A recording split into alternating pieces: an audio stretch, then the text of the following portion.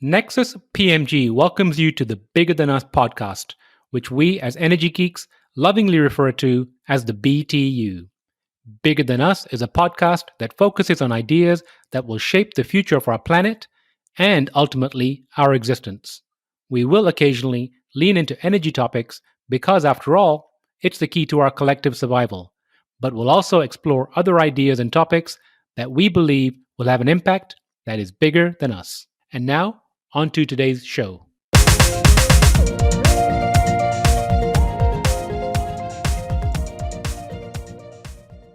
Welcome to part 2 of my conversation with Ralph Chami. When did you set your sights on the African elephant? So the question for me was, what else is out there that we don't know about? You see, once you start down that road, you realize that there's much more. One thing I learned from studying the blue whale, because I did it for the next 3 years, spending a lot of time on the open seas with the whales. You realize that there's this mystery that you've just barely, scratched the top, the tip of it, just barely. And I was wondering in my head, we know it from mathematics and all this, the idea of continuity, that this is not just the whale. It must be, our colleagues in this world and that work on environmental economics, they call it the biodiversity, the ecosystem services, because the whale interacts with the krill and with the phyto. And when you see, by the way, a great whale feeding, it's not just the great whale feeding. You see the dolphins next to it feeding. You see the cranes diving. You see the birds. There's a whole ecosystem around you. So I knew that just logically, there wasn't just the whale that was capturing carbon. Maybe just like us, we have carbon, a lot of other organisms out there. And through my own reading, people started sending me stuff. For example, people were telling me, how about mangrove, seagrass, salt marsh? So before we arrived at the elephants, I had met a very nice gentleman who works in the Environment Agency, UK Environment Agency, Roger Proudfoot. He's a scientist. And he was telling me about salt marshes of England. And he explained to me there's only 10% left of the salt marshes of England. But the salt marshes also capture 5 tons of carbon dioxide per hectare per year. So he asked me whether I could help him value the salt marshes of England with the aim of protecting them. And that was the interim exercise between the whales and the elephants. And in fact, I went to England in, I think, July 16. I gave a talk at the big conference they had on estuaries about the whales, and I learned, and I was then started to work on valuing the salt marshes of England. So the salt marshes of England, there's 10% left. They capture 5 tons of carbon dioxide per hectare per year. They live, when they're healthy, they live forever. They're 500 years plus. And they're also great natural barrier against floods. So I worked with, again, my colleagues, and from Roger Proudfoot's side with senior scientist Michael Best. And we got data on seawalls, and because when they don't have salt marshes, they have to build seawalls. So you can calculate the opportunity cost of that. And we came up with a value for the 10% that is left, about, I think, $4.2 billion. Can you imagine? Wow. Just in carbon sequestration and in flood control. So that was an eye-opener, because we didn't even use data. They had data on tourism and data on fisheries. We didn't even use those. We just used the data we were kind of more sure of. And that's just for England, not for all of the UK.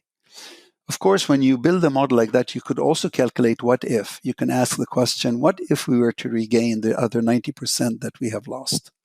Mm-hmm. And you'd be amazed that the 90% that UK has lost would have been enough probably to offset all of the carbon dioxide emission of the United Kingdom. So, because you know how much you're emitting a year, and you know how much you're absorbing per year. You see? Whales, for example, directly or indirectly, when you add it up together, one whale is equivalent to thousands of trees in terms of carbon dioxide capture and sequestration. The phytoplankton, I think we put it in the paper, on a yearly basis captures about 37 gigatons of carbon dioxide. That's about 4 Amazon forests per year. So we tend to forget how important the ocean is to us, although it's somehow in our memories we probably remember that the ocean is 4/5 of the planet, and we are only on a sliver of the 1/5 of the planet, and yet we're enamored with planting trees and without paying attention to the oceans and so forth. Anyway, you asked me about the elephants. So in between, we did the work on the salt marshes, and I started. You do the salt marshes, then people tell you why not the mangroves, and you realize that the mangroves capture even more seagrass, coral reefs, and so I was getting requests left and right from all kinds of scientists and outfits saying, "Can you help us value because we need to save what's left." And of course, remember, this is all individual work. This is late at night. I mean, Raj, I can tell you this. I haven't taken a vacation in 4 years. I have worked 7 days a week, literally nonstop. My family thinks I'm completely berserk, bonkers, You've because it now became an obsession. You couldn't say no because you realize climate calamities upon us. And if we lose the fight on the climate, there's no use doing anything else. So I figured, my job is to bring awareness that do you know? And not remember, I am talking to a crowd that has never been part of this conversation. So I'm not necessarily talking to the conservation people, right? They're already converts. Mhm. I'm talking to the people who I call them the what's in it for me crowd. Why should I care? And my aim was to say, even if you don't care for the animals themselves, do you care for yourself? They're looking after you. They're providing services that are valuable to humanity. And therefore, that's why you should care. I was not appealing to an ethical argument because my son is, as an ethicist, so every day he would come in. We had fights in the house because at one point, he almost deleted my whole document. He said, "You have no right to value life. Who are you?" And I kept assuring him that I wasn't valuing life. I was valuing services that are being provided by a creature who has been treated so badly. I said, it's worse than a slave because a slave you still have to feed, right? It's worse than a slave, what we've done to our fellow creatures. We've taken them for granted. We've taken everything they've given us, and in return, we've killed them with impunity. And this game has an end, and the end is going to be very ugly for our species. Finally, I So, was able to convince him.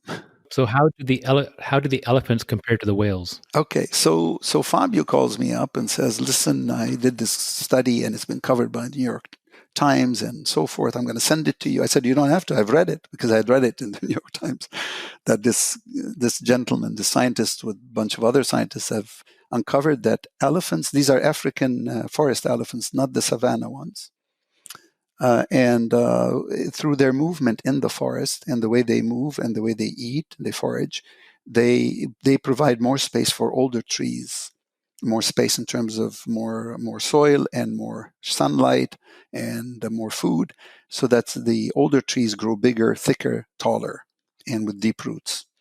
And they estimated that the movement of the elephants increased the carbon sequestration by trees by 6 to 7%.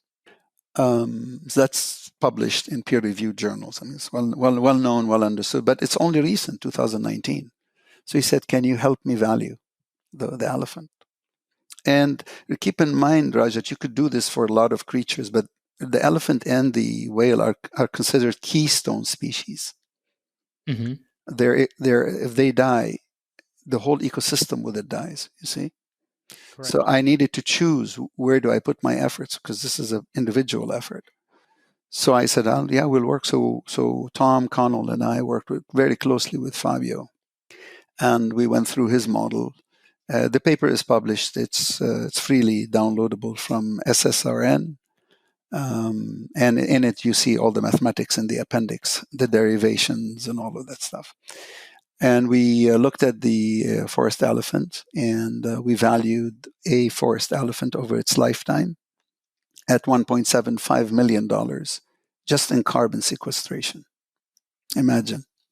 So very close to the whale. Yes, very close to the whale. Yeah. So that's just through the work, the impact of the if really roaming elephant. Because it was one thing I always underscore when I discuss this. And what I'm talking about is that value only accrues to us if the elephant is left alone to thrive freely in its environment. That's how you get, because to get that value, what that value assumes that an elephant lives, let's say, 60 years and gives birth at some point. If the elephant is a female, if she's adult, she gives birth, there's survival rate, death rate, all that stuff you have to calculate. And then there's next generation. So we go out 150 years. And we use a logistic model, which means it tapers off because it doesn't keep growing. And then you discount all that work to the present. And what you get is a minimum of $1.75 million for the elephants. And when I was working on that at 4:00, I remember when I don't sleep well. I don't sleep at all, actually. I remember I had an epiphany. I was like, wait a minute. So, I was trained in neoclassical economics. And one thing I was trained in it, and I taught students for 9 years. I practiced it. In our paradigm, we say there is no free disposal, meaning if something has value, its price cannot be zero. Correct. But how do you explain the value of a whale is 2 million, but its price is zero? The elephant has a value of 1.75 million, but its price of a living elephant is zero. But a dead elephant fetches $40,000 for its tusks. So I remember like I was sitting in bed like, wait a minute, something doesn't add up in the paradigm. So I went back to my Arrow de Brew world, where you learn all of your mathematics and all that stuff. And lo and behold, it's not there. I'm like, wait a minute. So I called my old professor. I was very nervous because I thought if I sound stupid, they may rescind my PhD. and the famous Ali Khan at Johns Hopkins, very famous mathematical economist. And I said, Ali, can I come and see you? I need to ask you a question. So we went from 1:30 till 8:30 at night. We met at a friend's house, and I posed the question. I said, am I right or am I missing something?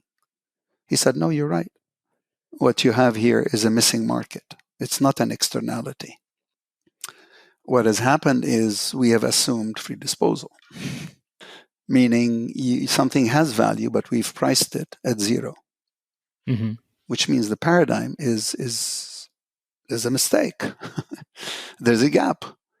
So that, I didn't tell. Actually, you're the first. I think I haven't said that in any. I may have hinted it in one other interview, but you'd be the first where I actually say it this way. And so I know that Ali and colleagues are working on this. The mathematical economists are actually working on the implications of that for the economic paradigm. But it's a horrible mistake, because at a very basic level, when you assume something has a price of zero or it's infinitely supplied, you basically abuse it. And that's what we've done with nature. We assumed that it's always there and it's free. And that assumption can be traced back to, if you like, to Bacon, Francis Bacon and others, who believed that humans were endowed, we're supposed to be the masters of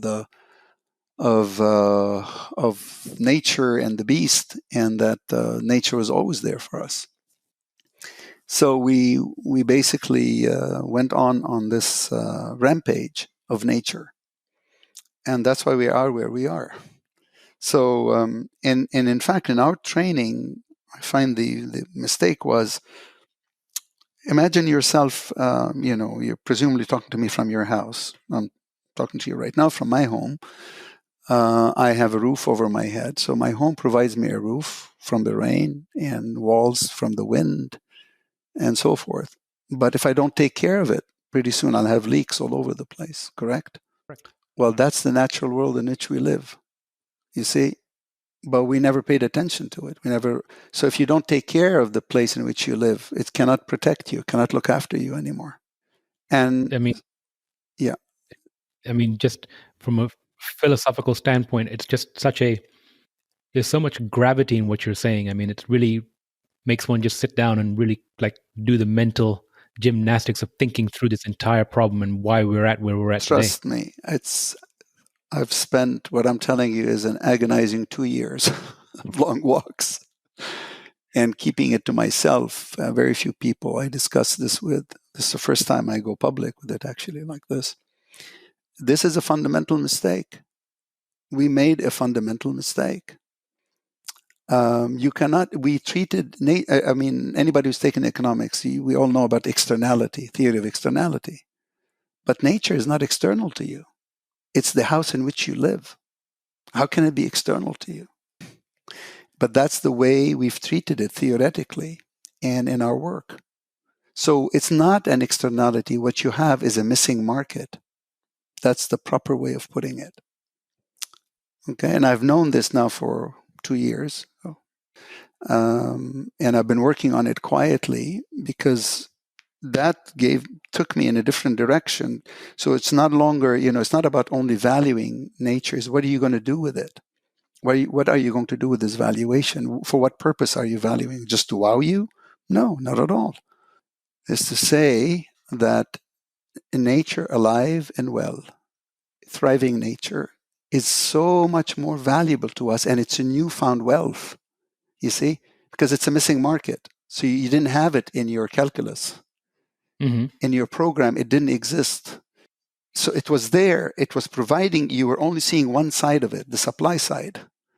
They were supplying you things, you thought it was infinite. You always, but you didn't realize the complementarity that it also it demanded of you to recognize that you need nature in order for you to survive.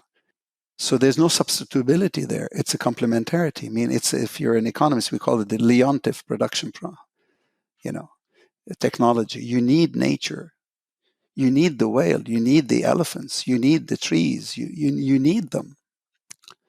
But so if you need them, that's your demand. And their supply is not infinite. Therefore, that means they intersect at some point. That means there's a price. The price by fiat has been zero. We just decided that the price is zero, and unfortunately it exists. I mean, I can tell you where I think the mistake, to my mind, started with the Cartesian paradigm, with the idea, I think, therefore I exist. The caricature of it, of the Descartes, Mm-hmm. and this idea that divorced it divorced the mind from the corporeal body. It divorced the humans from their natural world. And then you have writers around the time of Descartes, Francis Bacon and others, given the supremacy to the human being. Of course, it provided for the Industrial Revolution, but it created a very much human-centric view of the world. And nature was not there in the discussion. Nature was there to be polluted, to be abused with impunity, right?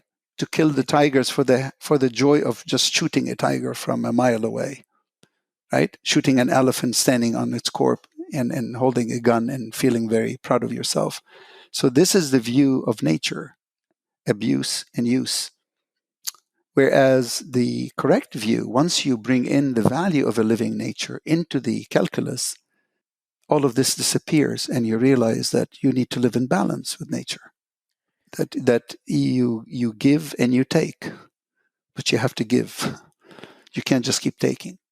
I mean, there are many ways of understanding this. Many ways. I can do it for you mathematically. I can do it for you philosophically. I'm not a philosopher, but as much as I understand, morally, there's many angles at this, but it all boils down to the same thing. Nature is very valuable to us. My colleagues like to call it biodiversity, ecosystem services, whatever have you. And that value has never been captured. That's why for me, conservation is profitable, unlike how conservationists view conservation. If you read the stuff on conservation, you get the impression you either care about conservation or you care about profits. Whereas my paradigm is a paradigm where conservation is profitable. And I can give you concrete examples of it. It's interesting. Recently, I myself have really taken an interest into property law Yes, and how perhaps we got to where we are today because of some of the implications around property law. And, to your point about, I think, therefore I am, that us as a species have taken agency over the earth as if we own it. exactly. The property law, I mean, in fact, in my very recent work that I'm doing right now, and I'd be happy to talk to you about it because I think I want to give hope to people that how we can lead better lives. And it's all tenable. It's all within our reach. We just have to think outside the box a little bit and allow us to experiment because we have everything to gain and nothing to lose. Anyway, the property law comes in very important. Anybody who studied corporate finance, and I used to teach it, understands that any asset, in order for it to be any how shall I say, endeavor that yields benefit, to be called an asset, and from asset to capital, you need to bring it under property law, and or you need to codify it in the law. Mm-hmm. Once it's codified in the law, it gets endowed with four things right away: priority, universality, convertibility, and there's one more that I'm forgetting right now. Four things. So notice where I started. I said the science tells us phytoplankton captures carbon dioxide, whales capture carbon dioxide, okay, elephants capture carbon dioxide, mangrove, seagrass, salt marshes, all of these, they have value to us. Now, how much is that value? You bring in the finance, and the finance tells you this is the dollar amount. But to take all that knowledge and make it actionable, you need to take those assets and convert them into capital. You need policy. You need to codify it in the law. It can come under property, right? Mm-hmm. And but that needs an action of the state. It's the state that gives you the right, because ultimately you have claims on the state, right? If you and I enter into a contract and that contract is well defined and comes under either tax law, corporate law, or property law, then if you and I have a dispute, we'll go to court and one of us gets dollars. But dollars are claims on the state. So that means the state has an interest in whether the assets that you and I, or the contracts that you and I entered, can be converted into capital.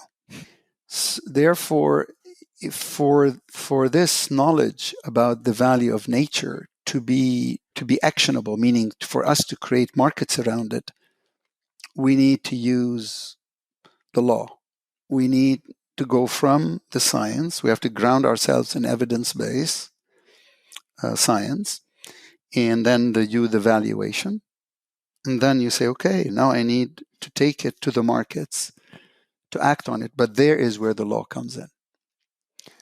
And that takes an act of the state. For example, for the whales, if I may be concrete, let me give you an example. I was told that, I don't want to reveal names. They told me that in Palau, the sharks are very valuable, and that Palau had valued the sharks because of the tourism, shark tourism and all this stuff, at almost $2 million. Imagine one shark. Mm-hmm. But Palau had declared that its ocean is MPA, Marine Protected Area, about 85 or 87% of it. They left about 12%, 30% open for tuna fishing. So what's been happening is fishing boats come in to fish for tuna, and they see 10 sharks and one tuna, and they throw the net, and they capture the 10 sharks, which they don't need. They call it collateral catch. And they capture the tuna that they're after. So they were complaining to me. The question was, Ralph, can you help us? And I said, well, This is akin to me telling you I'm your best friend, but when two goons descend on you, I look the other way. That's what you're telling me. I said, how so? I said, well, are the sharks valuable? Yes. You value them at $2 million? Yes. So this ship that basically captures 10 sharks, do they pay $2 million per shark? No. I said, therefore, the value of the shark is zero. You got to put your money where your mouth is. They said, well, how would you do it? I said, well, nothing. The government declares the shark a national treasure. Says the shark, I will endow the shark with personhood, just like New Zealand did with its river, its famous river. It conferred personhood on the river. In fact, New Zealand declared all animals to be sentient beings. So they're way ahead of us. I said, you declare the shark, you confer personhood on the shark, or you just say the national asset. It's an asset of the state. If you were to harm the shark, the penalty is $2 million. We valued it at $2 million. Now, what would happen is now the next boat that comes in looking for tuna is going to see the 10 sharks, and the tuna is going to say, wait a minute, if we capture those 10 sharks and they discover that we did so, we're going to pay $2 million per head. That's a lot of money. They may not capture us. There's some probability they may capture us. Still, it's a lot of money. It will change the behavior. Remember, we started this conversation about incentives. Incentives, yes. Exactly. It's all about incentives. What do you put in place in laws and to change people's behavior? That's what's all about. I said, all you have to do is declare it a national asset or confer personhood on it. And I believe in Honduras, they declared the bees. They conferred personhood on bees. See, so once you do that, suddenly the asset has rights and you have responsibilities towards it. And the markets start to look at you differently. So I said, but the game doesn't stop here, because once the government declares the assets, the sharks as assets with $2 million, I said, guess who enters the market? They said, who? I said, the insurance companies. Because the insurance company is going to look at this and say, wait a minute, here's an asset, has a value, it's enshrined in the law, I can insure it. So they'll go to the owner of the fishing fleet and say, I will insure you against you catching sharks by mistake. But what you got to do, and of course you pay a premium, but you got to install this device that keeps the sharks away, or this device that allows you to identify the sharks when they're in the vicinity, so you avoid capturing them. And so one of the gentlemen at the lunch said to me, but that technology may not exist. I said, the moment you declare it an asset, that you will find that technology exists. That's innovation. Right. Because they're very smart people out there. And I know for a fact, because I'm working with the Chileans on the Blue Boat Initiative in Chile right now. And what they have now, the buoys, they have buoys that they are going to put in the Bay of Corcovado, where that buoy in the water can tell you exactly what kind of whale is in the water and where its location. Can you imagine? Did you hear about the new population of blue whales that were discovered late last year? Yes. Isn't that wonderful? It's amazing, right? Yeah, it is. It is.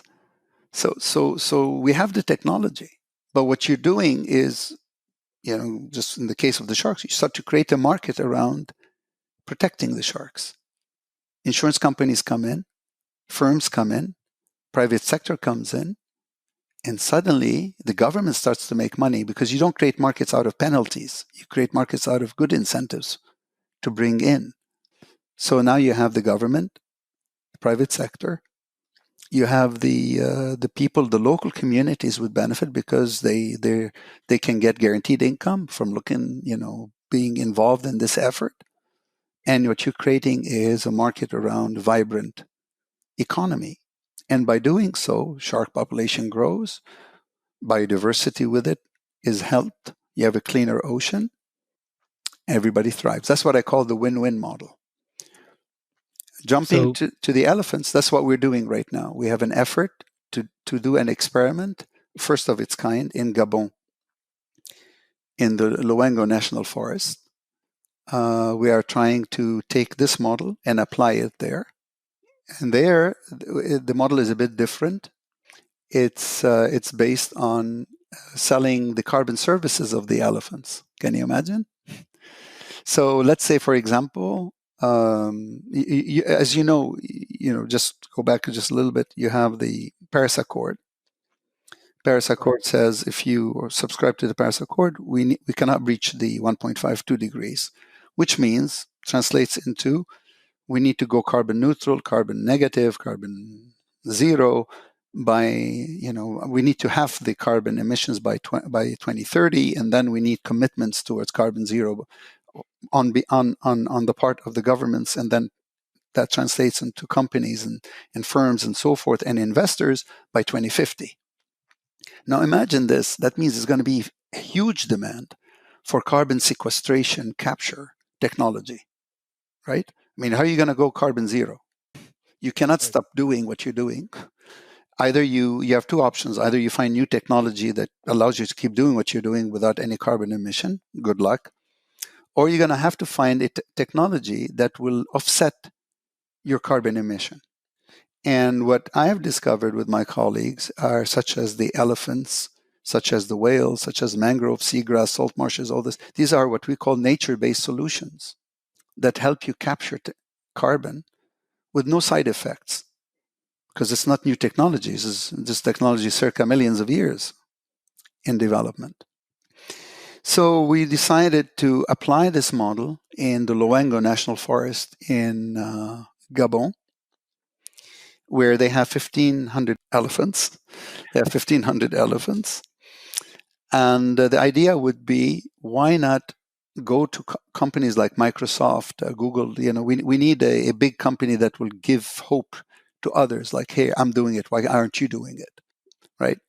It doesn't matter. Some company that has made a commitment to offsetting its carbon footprint or to going carbon neutral, and say, how about if you buy up the services? Remember, you're not buying the elephant or the whale here. You're buying the services. So the elephant belongs to Gabon, belongs to its forest. You don't touch it. You don't do anything to it. You're just buying its services. And its services accrue to you just from the elephant conducting its own business. Eating, poo-pooing, having babies, living its life. That's how you get the 1.75 million or the 9,500 tons of carbon dioxide that it captures over its lifetime. And so you've created a carbon sequestration market. Exactly. That's exactly what we're doing. So we're working with Ian Redmond, the famous gorilla and elephant expert, Walid Sakaf, who has Insure Blocks. And we have colleagues, about 50-some colleagues who have volunteered their time. They're from all over the world, from all over the disciplines, who have decided to join the effort to create the first ever experiment in Gabon, where what we will be doing is setting up the technology, because we need to ensure the investor that, you see, when you say let's say, for example, just as an example, you go to Microsoft and you say, how much do you emit in terms of carbon dioxide per year? And they say 100 units or 100 tons. Okay, that's the services of 3 elephants. All right, so we're going to sell you the services, not the elephant. The elephant belongs to the country, to its forest, to its nature. And so Microsoft would want to say, well, how do I ensure that the elephant is frolicking and doing well? So we need the technology, the monitoring technology that is not invasive, that can monitor without invading their habitat, the wealth and health of the forest and of the elephants. In return, Microsoft gets to write down its carbon sequestration, its carbon emission. The money that they would pay would go to the local communities, who would go from being potential poachers to potential looking after those elephants and after the habitat, and enjoying in return not only steady income and employment, but also cleaner environment. Government would benefit from the expansion of the consumption base, from having these people employed, from the new businesses that would come in to benefit from the ancillary activities related to this. And the world benefits from a cleaner environment and a healthier forest. Spillovers would be other countries that have lost their elephant communities, because elephants used to be 1 million. There's less than 100,000 now, about 90,000, and they're dying very quickly. Other countries that have lost would look at Gabon and say, my goodness, I used to have those elephants. Why not reintroduce them? You see? So you end up protecting the stock of elephants that you have right now and allowing future generations of elephants to thrive. Nature would thrive. Because remember, this is what I'm doing is I'm valuing a thriving nature. So the moment you capture it, you do anything to it, that value goes to zero. Because I remember in one seminar, somebody asked me, well, aren't you worried about somebody grabbing the elephants and killing them? I said, would you go to your bank account and take out $1 million and burn it in the parking lot? Why would you want to kill? Right now, I said the current model is about killing the elephants. Right. The model that I'm talking about is a model of life, longing for itself, a model of thriving nature. Nature thrives, we thrive with it. Thereby, we end up creating this very nice dance, if you like, balance between our life and the natural world from which we came. And we go back. We go back. I mean, the Indians knew this. The native Indians knew that all along. They call it, walking softly, walking this earth. We're walking softly on this earth. So we have been traipsing, destroying, walking around like crazy people, destroying everything in sight. And it's time for us to go back. Anyway, so this is the model that we are putting forward, saying, look what we can do. And by the way, countries can do this. Imagine, Raj, if countries were able to do this. Suppose we succeed, and I have every hope that we will succeed in Gabon. What you're really telling countries, the corollaries that come out of this is that countries are going to look at their nature and say, wait a minute, what do I have here? Right?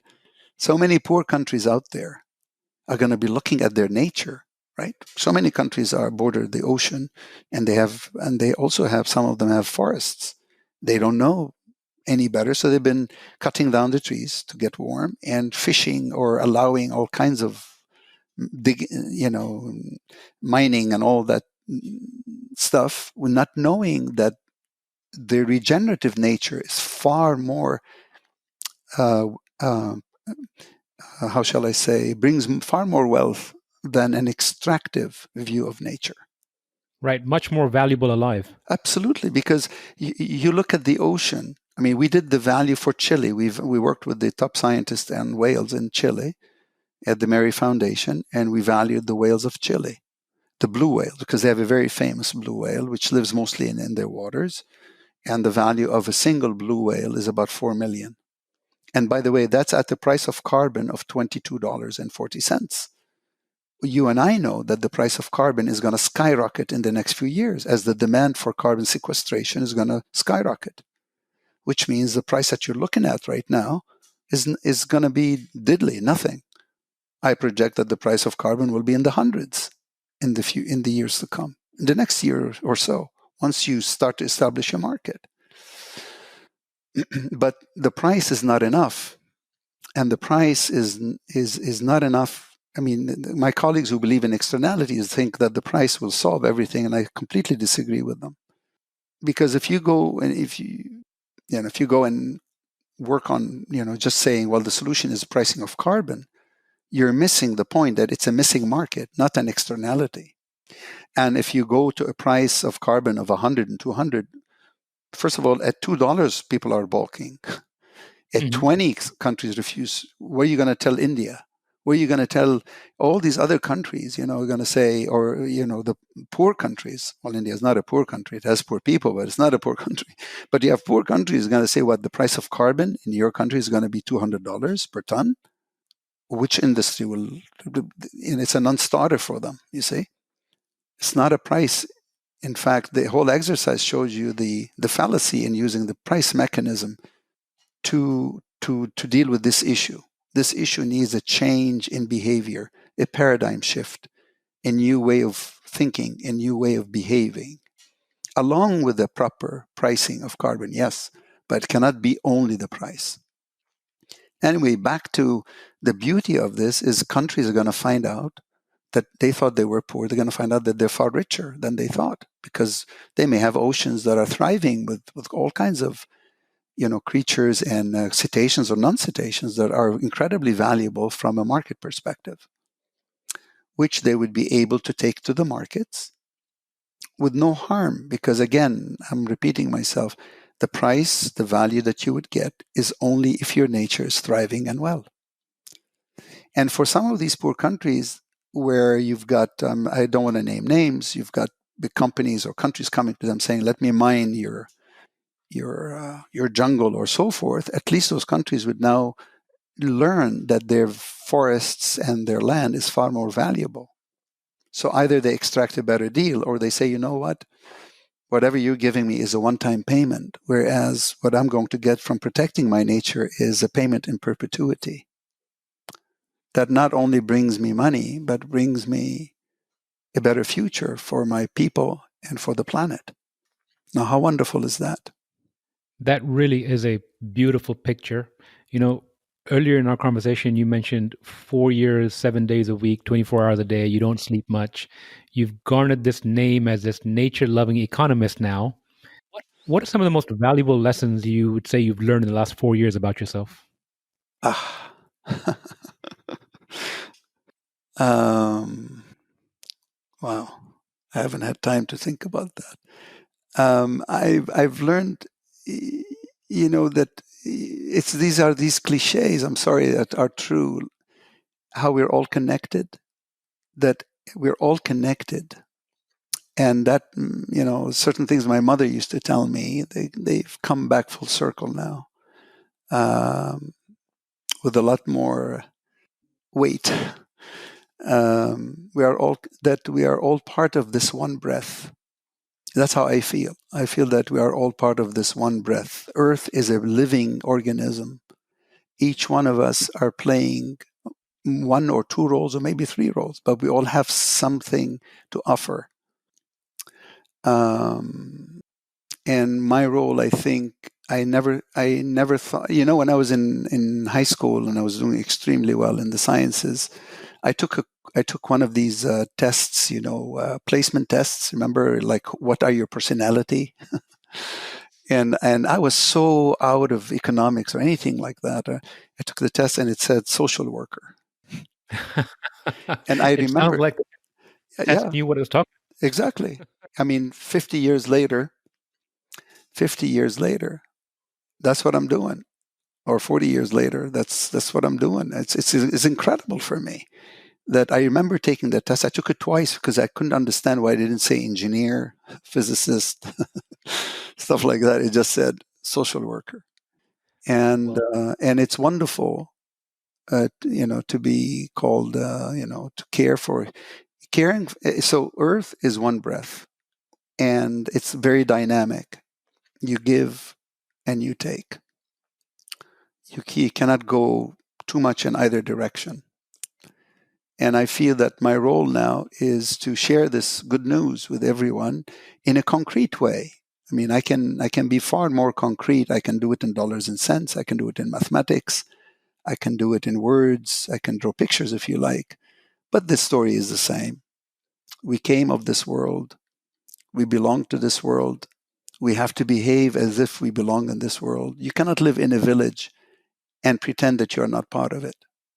well, staying in the vein of sharing the news, my last question is, if you could share some advice or words of wisdom with the audience, what would it be? Um, I'm probably repeating myself, is to step back and okay, would be, tomorrow cannot be like today. Tomorrow we need a new way of thinking. We need a new paradigm, and that involves a change in our behavior to go back to the natural world from which we came. Only then, only then will we be able to live in a sustainable and prosperous way for all.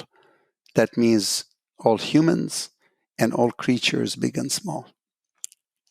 Ralph, I think that's beautiful. And I'm going to quote something you said earlier: a vibrant nature is valuable for all of us. Yes, absolutely. Ralph, Absolutely. thank you so Thank you so much, Raj. so much for your time today. And I'm going to put links to both of your papers and all the other things we spoke about in the show notes. And I look forward to having a conversation with you again, maybe later this year, to find out what else you're researching and studying. Thank you. Thank you for the time. Thank you for listening. If you like our show, please give us a rating and review on iTunes. And you can show your support by sharing our show with a friend or reach out to us on social media, where you'll find us under our Nexus PMG handle. If there's a subject or topic you'd like to hear about, send me an email, btu@nexuspmg.com, or contact me via our website, nexuspmg.com. And while you're there, you can sign up for our monthly newsletter, where we share what we're reading and thinking about in the clean tech, green tech sectors. Bigger Than Us is a Nexus PMG production.